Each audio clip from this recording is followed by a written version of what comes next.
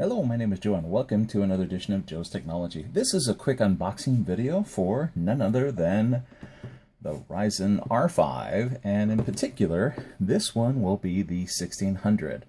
So, if you are curious as to what comes in the box if you get the retail version of the R5 1600, let's find out.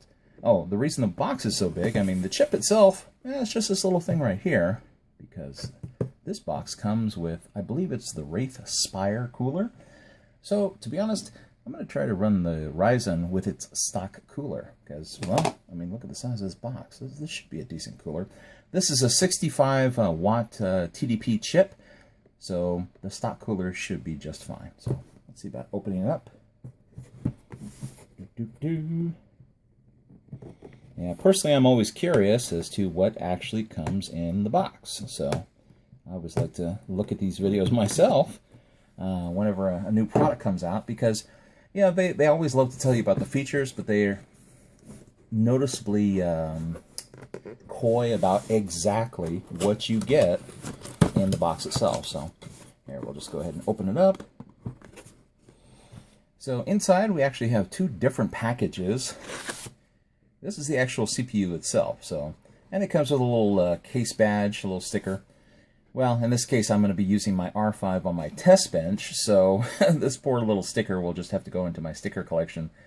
There's no case to put it on, so I don't know, maybe I'll stick it on the test bench somewhere. I've never actually bothered to put on case badges. I usually just give the stickers to kids, but the Ryzen is particularly special, and, well, it's kind of hard to see, but, this I actually kind of like that case badge. So, now the rest of the package is the Wraith Spire cooler itself. And there's nothing else in there, so that's pretty much it. It's just those two boxes, the Spire. So let's see what the Spire looks like. Now, with the R7s, the Spire has an LED ring that lights up, but the R5 doesn't. Yeah, this one won't have an LED ring, but you know what? That looks plenty big for a 65 watt TDP chip. In fact, here, let's pop it off. So yeah, it's also got a copper slug here in the bottom, so that should be really good for heat transfer.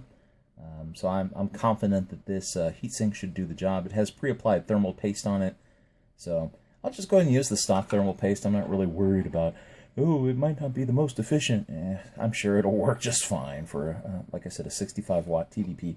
I mean, 65 watts is the same as the G3258, but this is a much more powerful processor. So I am looking forward to it. So that's all you get if you happen to buy the R5 1600. Is, you've got your chip. I'm going to leave the chip in there until it's time to, well, here, I guess we do want to see inside it. So here, we'll take a look. But these are PGA packages, the pin grid array. With Intel chips, they use what are called LGA. Let's see, what do we got there? Installation instructions. You take the chip and you put it in there. Oh, okay, great. So we can see it without taking it out, provided we can focus. Okay, so the actual pins are in there. So on the Ryzen, we're going to drop them into the holes of the socket, versus the Intel counterparts, which have LGA, which is just a flat thing, and the pins are on the motherboard itself. So static is a real danger. We want to be very careful when we drop this in the slot. And so I'm going to go ahead and leave it in here till it's time to install it. But that's what comes inside the package for the R5 1600, and now you know.